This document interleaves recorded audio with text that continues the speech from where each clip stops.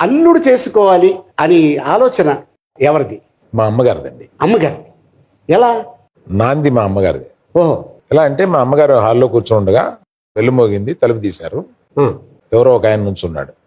ఏమండి సత్యనారాయణ గారు ఇక్కడ ఉన్నాడా అని అన్నాడు. అంటే మా బంధువు సత్యనారాయణ అని ఆ, మా ఇంటికి వచ్చి మా ఫస్ట్ ఫ్లోర్ లో ఉంటున్నాడు. ఆ, ఆయన చూడడానికి ఒక పెద్ద మనిషి వచ్చాడు, బెల్లు కొట్టాడు. ఆ. ఆయన చిరంజీవి గారు. ఓహో. మా అమ్మగారు తలుపు తీసి ఏం కావాలి ఆయన అంటే సత్యనారాయణ ఉన్నాడా అన్నాడు. సత్యనారాయణ పైన ఉన్నాడు బాబు, ఇలా వెళ్తే కుడి చేతి వైపు రూమ్ ఉంటుంది, ఈ మెట్లు ఎక్కి వెళ్ళని మా ఆవిడ మెట్లు చూపించారు. సత్యనారాయణతో మాట్లాడేసి అతను ఒక 1/2 అవర్ 45 మినిట్స్ తర్వాత దిగి వెళ్ళిపోతూ ఉంటే మా అమ్మగారు హాల్లోనే కూర్చొని వస్తానండి అని చెప్పి ఆయన వెళ్ళిపోయాడు.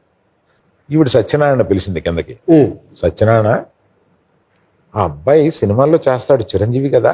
ఉమ్, అవును అత్తయ్య, నీకు ఫ్రెండా అతను? అవును. ఉమ్, మనవాళ్లేనా? మనవాళ్లే. ఆ, రాత్రి మా నాన్నగారు వచ్చిన తర్వాత ఆ, ఇందాక చిరంజీవి వచ్చాడు, పైన సత్యనారాయణ చూడడానికి చూసి వెళ్ళాడు. అబ్బాయి చక్కగా ఉన్నాడు, వేషాలు బాగానే వేస్తున్నాడు కదా, మీరు మన అమ్మాయికి ఆలోచించకూడదా ఉమ్. అని మా అమ్మగారు ప్రపోజ్ చేశారు. ఓకే. ఊరుకో, మళ్ళీ సినిమా వాళ్ళకి మళ్ళీ మనం ఇచ్చి అని ఆయన కట్ చేశారు.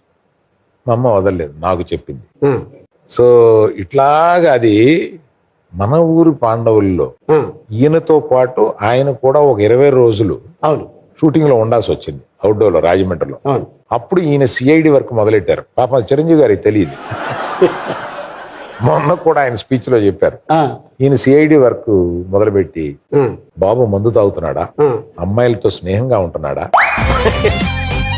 ఇలాంటివన్నీ చేసి చాలా బుద్ధిమంతుడు. Under cover operation. ఈ అండర్ కవర్ ఆపరేషన్ లో చాలా మంచోడు, ఏమీ లేవు, చాలా బుద్ధిమంతుడు, చాలా వినయంగా ఉంటున్నాడు, ఇన్ని మంచి లక్షణాలు ఉన్నాయి అని ఇంటికి వచ్చి చెప్పాడు. ఓకే. అక్కడి నుంచి ప్రారంభమైంది.